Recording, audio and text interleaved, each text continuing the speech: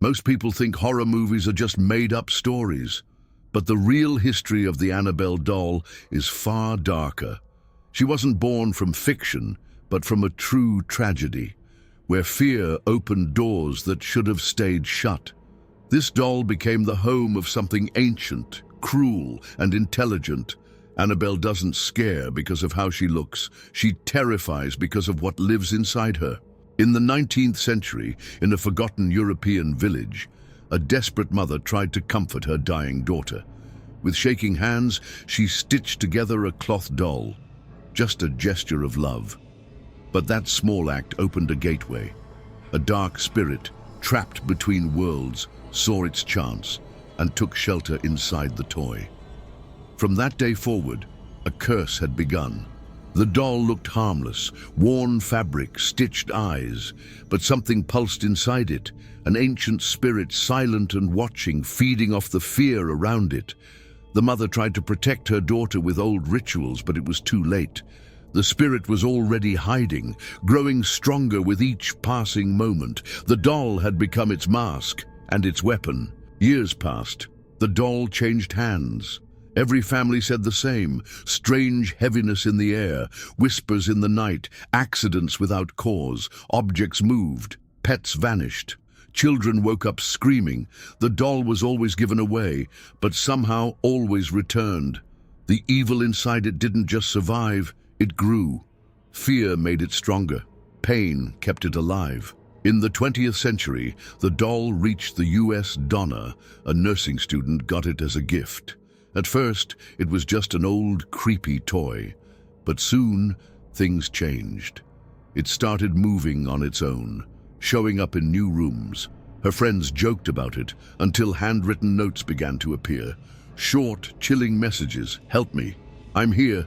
You will die." The signs multiplied. Footsteps in empty halls, doors slamming shut, muffled crying in the dark. Donna and her roommate Angie lived in constant fear. The doll felt alive, always watching, always there, waiting. It didn't feel like a toy anymore. It felt like something else, something hiding in plain sight, growing more powerful by the day. One night, Angie woke up screaming. Her arm was covered in deep scratches. No animal, no reason, just the marks and the doll on the floor right next to her bed. It was the touch of something invisible and vicious. From that moment, fear became routine. No one slept, no one ate. The doll wasn't just in their home, it was in control. The spirit didn't just hurt the body, it invaded the mind. The girls started breaking down, visions, hallucinations, sudden waves of panic. Friends drifted away. The energy around them felt poisonous. Living in that apartment was like standing in the eye of a storm. And at the center of it all, the doll, silent, still, watching. They tried to get rid of it again and again, threw it out, burned it, gave it away.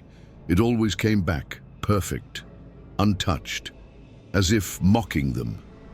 The evil inside Annabelle was smart and patient. The more fear it caused, the more powerful it became. It didn't just want to stay, it wanted them to know they'd never escape. The apartment turned into a nightmare. Objects flew across rooms. Whispers in unknown languages echoed through the walls. Shadows crept where no light reached. Every room had its own horror. Annabelle was no longer just present. She was rooted. The space wasn't a home anymore, it was her temple, and within it, she ruled in silence. Each night, the evil presence grew stronger. Doors slammed for no reason. Echoes of laughter came from the dark. Furniture moved violently. Donna and Angie were trapped, caught in an invisible web. No matter where they ran, the terror followed. The house wasn't haunted, it was hunting them, and the doll, she was the one pulling the strings. Scratches and bruises appeared on their bodies overnight, pain without a source. The evil wasn't just physical, it infected their minds. The girls stopped sleeping, stopped eating. The doll was draining their energy day by day. Like a parasite, it fed off their suffering, slowly pulling the life out of them, one breath at a time. Sleep became a battlefield. Every time they closed their eyes, nightmares dragged them through corridors filled with shadows and whispers. They woke up screaming, their nails digging into skin. The entity was using their dreams as a weapon. Even sleep offered no escape. The terror followed them into the only place left untouched. Until now. They realized Annabelle wasn't just haunted, she was a portal, a doorway to something ancient and merciless. The doll was only the shell. Behind it, something far worse waited. Something intelligent, something patient. And it loved watching people fall apart, emotionally, physically, spiritually. This was never about possession, it was about destruction. Out of desperation, they locked the doll in a closet, surrounded it with salt, crosses and prayers. But the sounds never stopped. Scratching, knocking, laughter.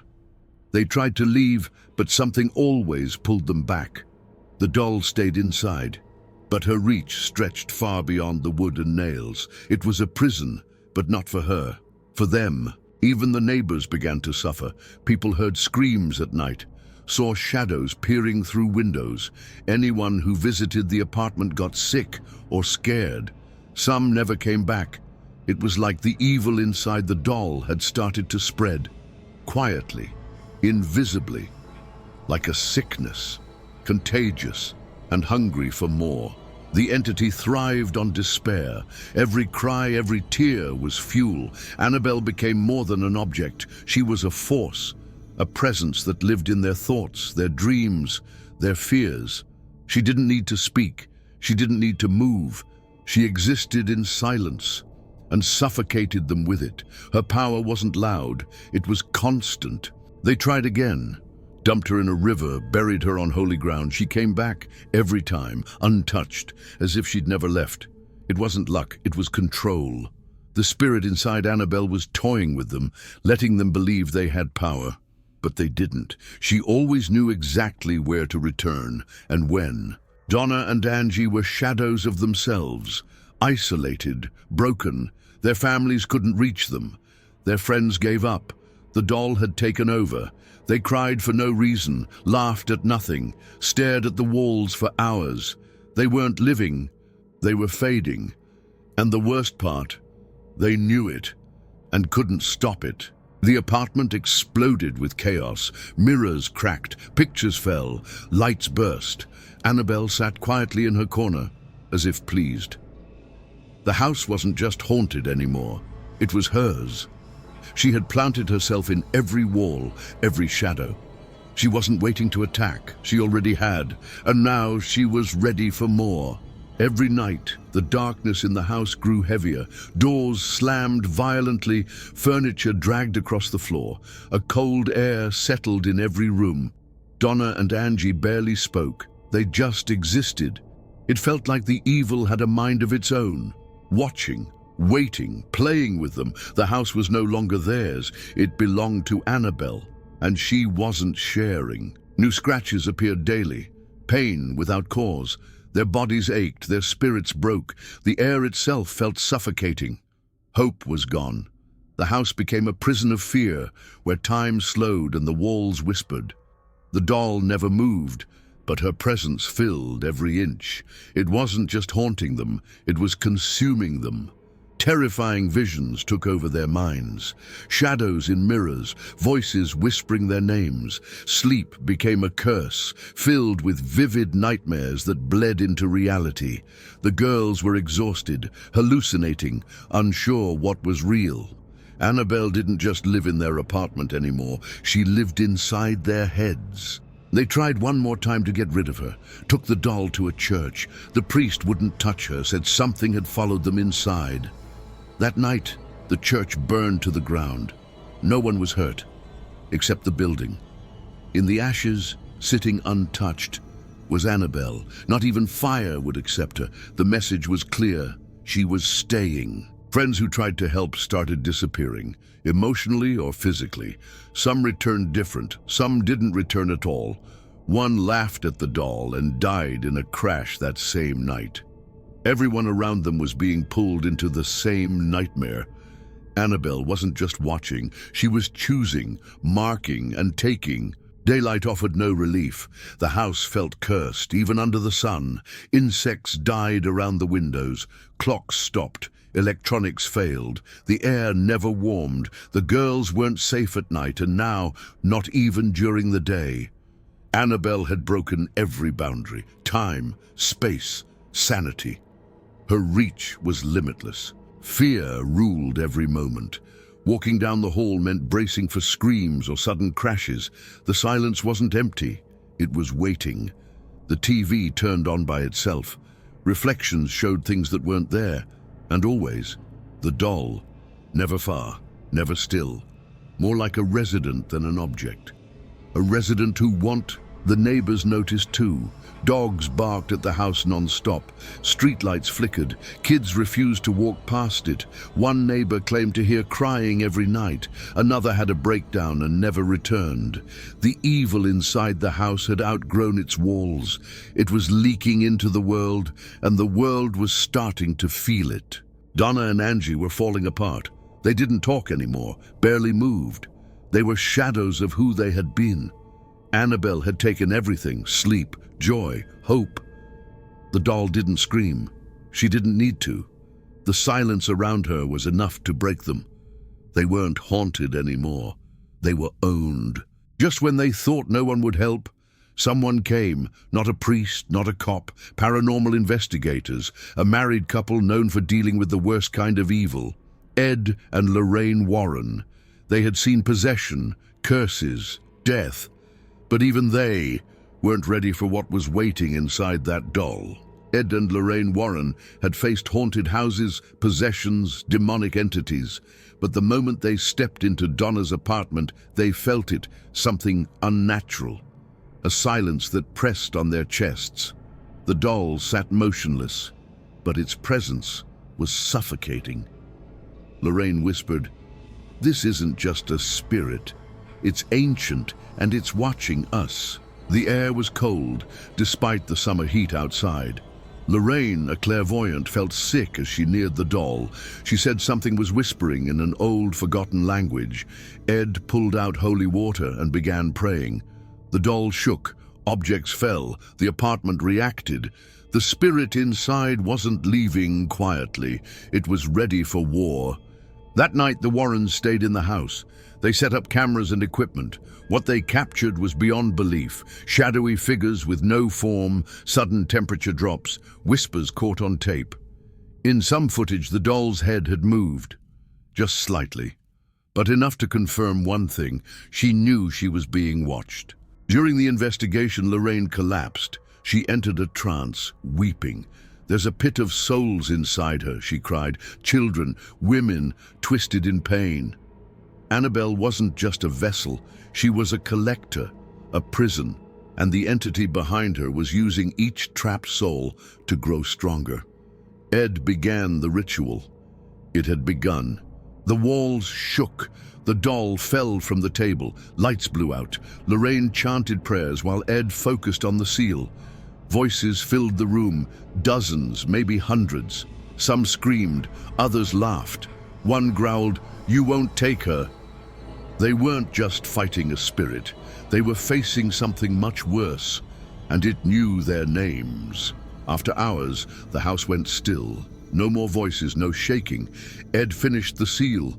Lorraine trembled. "She's weaker, but not gone."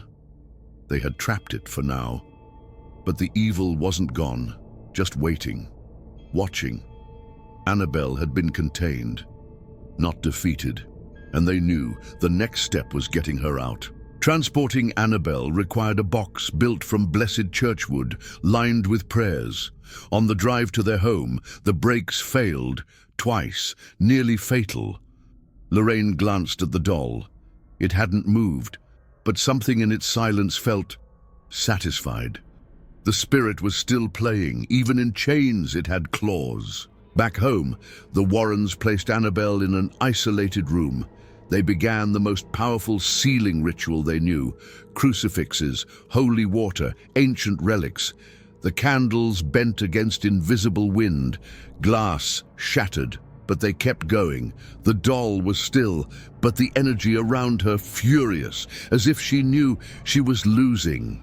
Finally, Annabelle was locked inside a glass case, blessed, sealed, and never to be opened. Lorraine stared at it and said, "It's not over. It's only asleep." They had caged the beast, but not destroyed it. One day, the seal could fail, and if it did, she would be ready. Annabelle was placed in the Warrens Occult Museum, home to the most dangerous, cursed objects. She sat behind glass, silent. Yet visitors often grew dizzy, cold, or terrified near her. Some couldn't explain why, but Ed would always warn them, "This is the most dangerous thing we've ever locked up. Respect it or suffer the consequences." Inside the Warrens Museum, Annabelle was sealed in a glass case, surrounded by ancient prayers and holy symbols.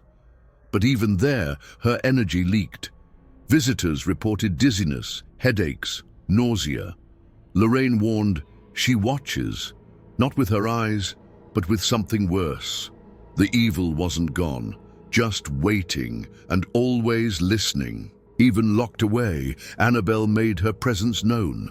Lights flickered, strange noises echoed. A priest fainted just by standing too close.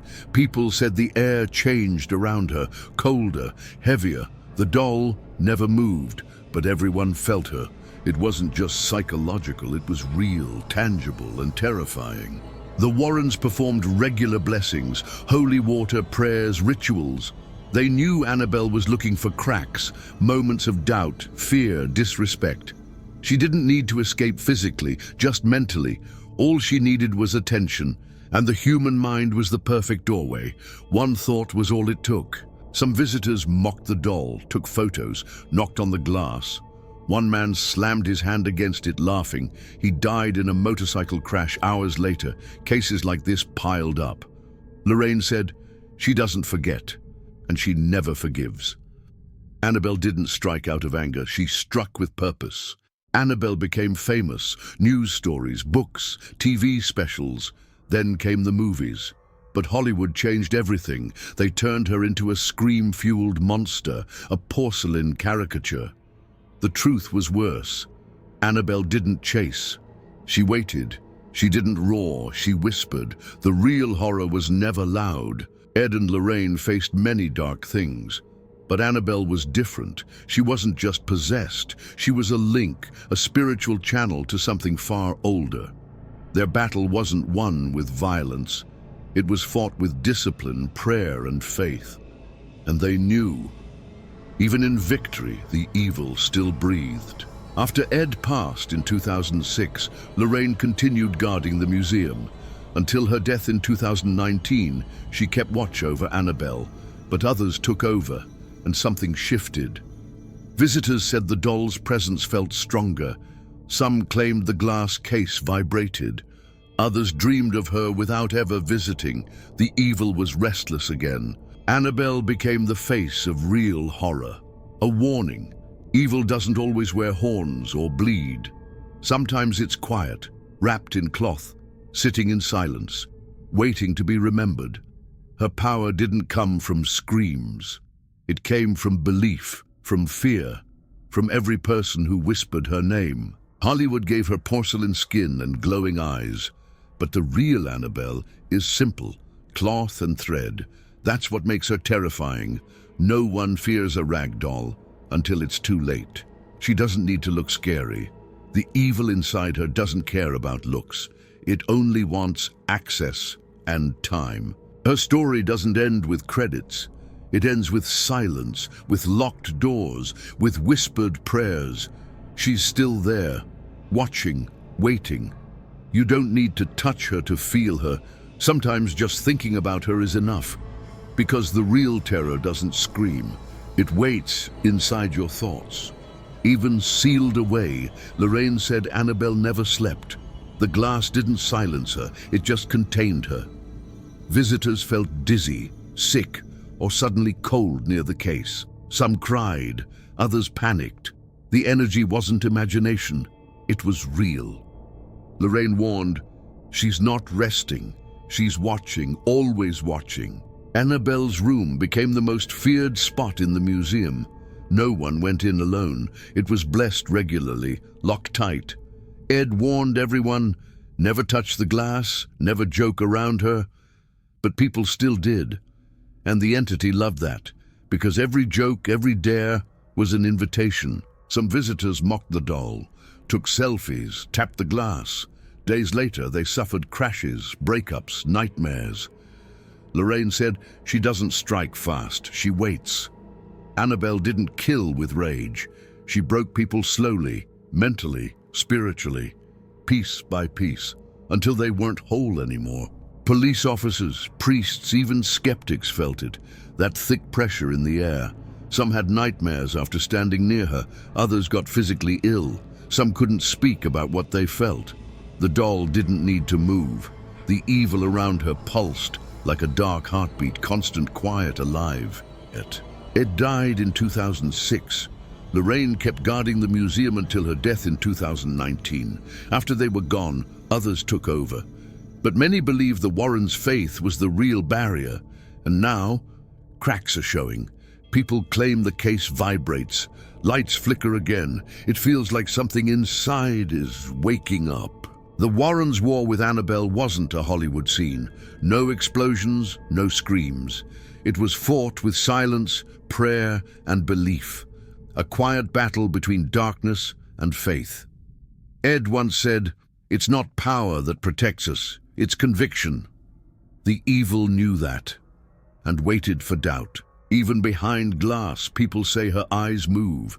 On certain nights, her energy spikes. Electronics fail. Cameras die. Some believe she feeds off attention, and every story, every mention makes her stronger. The evil inside her doesn't fade. It watches, it remembers, and it waits. Experts say Annabelle isn't cursed. She's used. A tool, a vessel for something ancient. The doll itself has no power, but the thing connected to it. That's something we can't explain. Trying to understand it is dangerous. The more you think about it, the more it notices. The museum still draws visitors. Most come out of curiosity, not respect. And that's exactly what the entity wants, to be seen, feared, remembered. Every thought is fuel, every dare an open door. Evil doesn't always need rituals. These days it spreads through minds, through screens, through you. Annabelle remains the most dangerous object in the Warrens' collection, locked, sealed, guarded, but not dead. She lives in memories, nightmares, and the fear of those who doubted, because evil, even contained, is never truly gone.